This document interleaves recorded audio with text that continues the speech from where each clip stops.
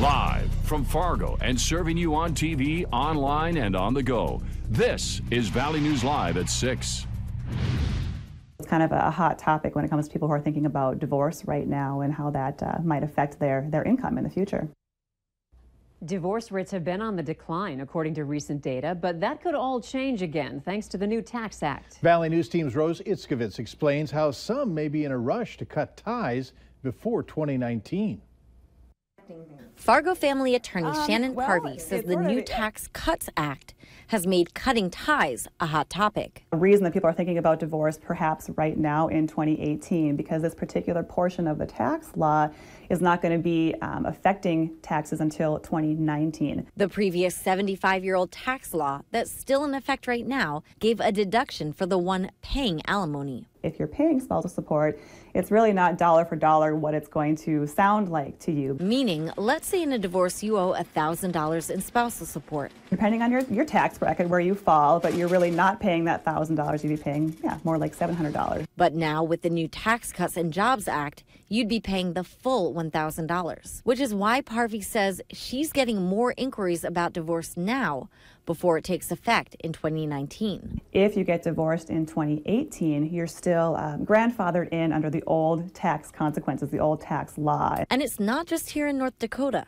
Michelle Piscopo, a matrimonial attorney in Philadelphia, Pennsylvania, says she's seeing it too. We're not necessarily seeing a surge in the number of divorces being filed, but the cases that we already have ongoing, we are seeing a rush to get those cases finished before the end of this year. Which Piscopo says is not an easy feat. Divorces can take a year or longer, but can be pulled off, she says, if both parties cooperate. It was a helpful thing to be able to explain to them that you're really not paying what it may feel like. And I'm seeing that some payors are disinclined to offer as much as they would have before in spousal support. And according to other reports, losing that negotiating point could cost alimony recipients up to 15% of what they would have gotten before the law changed. In Fargo, Rose Itzkovitz, Valley News Live.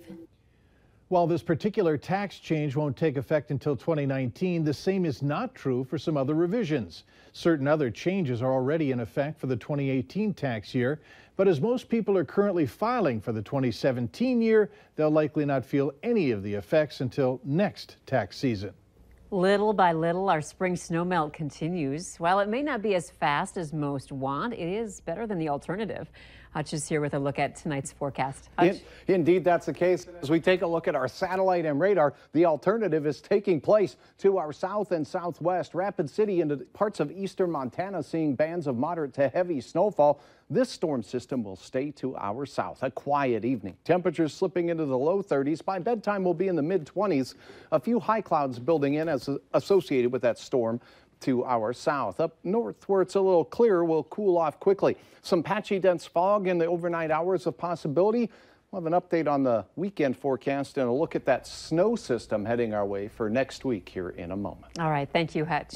And make sure you have the Valley News Live Storm Team weather app so you can keep up with the weather anytime, anywhere. You'll get the latest forecasts and conditions so you can plan your day. Just search VNL Weather in the App Store and download it for free.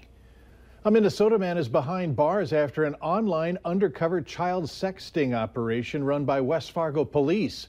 Investigators say 53-year-old Barry Reichen of Fergus Falls is charged with luring a minor by computer and possession of meth after he responded to an ad online by an undercover officer who was posing as a 15-year-old teenage girl.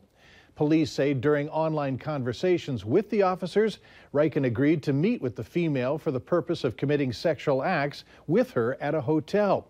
Reportedly, he then went to a hotel yesterday in the 800 block of 32nd Avenue East in Fargo to meet up with her.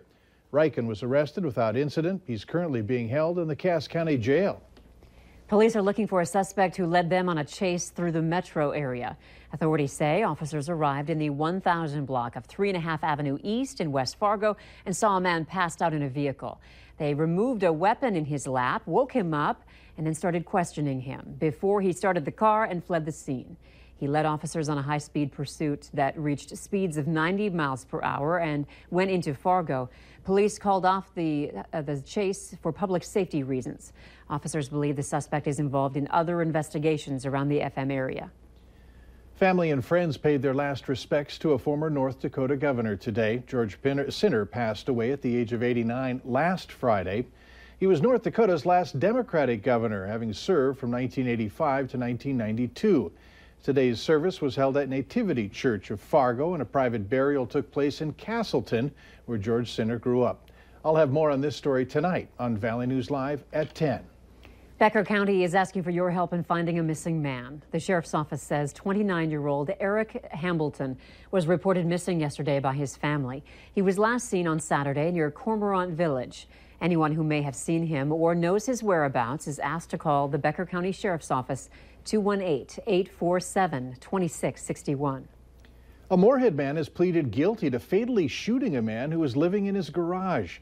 26-year-old Neil Johnson pleaded guilty to second-degree murder without intent as part of a deal with prosecutors in Clay County. Authorities say that Johnson shot 28-year-old Jacob Glover of West Fargo last April over concerns that he was stealing from him. Johnson also admitted to smoking meth prior to the shooting. He'll be sentenced in May. Police are asking for your help finding two women they believe were involved in a hit and run in Grand Forks. The crash happened around 9:30 last night in the 800 block of South Columbia Road. Police say it appears a driver was speeding and lost control, crossed a center median, and rolled at least once. The vehicle was badly damaged. A witness saw two women, both in their late 20s or early 30s, get out of the vehicle and take off on foot. Officers were unable to locate the women, who could have injuries. If you have any information, contact Grand Forks Police. That collapsed pedestrian bridge in Miami, Florida is now being removed. Crews began the slow and painstaking process this afternoon, and there's no telling just how long it's going to take to complete. The 950-ton concrete structure fell yesterday, landing on a number of vehicles. The bridge had been in place for less than a week. Local authorities say the cables were being tightened after a stress test when the span collapsed. At least 6 people are confirmed dead, but authorities say there could be more fatalities. Experts from the National Transportation Safety Board have joined in on the investigation to figure out what went wrong. Meanwhile, Valley News Live reported that 2 of the firms that built the bridge have been accused of unsafe practices. But now it has come to light that one of those companies, the Fig Bridge Group, also designed and built the Interstate 35W bridge replacement in Minneapolis after the previous bridge collapsed in 2007, killing 13 people. Fig also designed the St. Croix Crossing Bridge and the Wabasha Freedom Bridge in St. Paul. The notion of revoking a driver's license for a lifetime after multiple DWI convictions is gaining traction at the Minnesota State Capitol. A bill introduced yesterday would set that number at 5 or more DWI convictions. Although the measure carries the lifetime label, drivers would have a shot at redemption if they change their ways and stay out of trouble for a decade. The bill was inspired in part by Danny Lee Betcher, an Otter Tail County man who had racked up an unbelievable tally of 28 DWI convictions. The 2014 National Highway Traffic Safety Administration report, which found that there were at least 25,000 Minnesota drivers with 5 or more DWIs on their record. Later on Valley News Live at 6, the state is now taking applications from potential manufacturers of medical marijuana in the state. Up next, some big names in national politics coming to North Dakota, one as soon as tomorrow.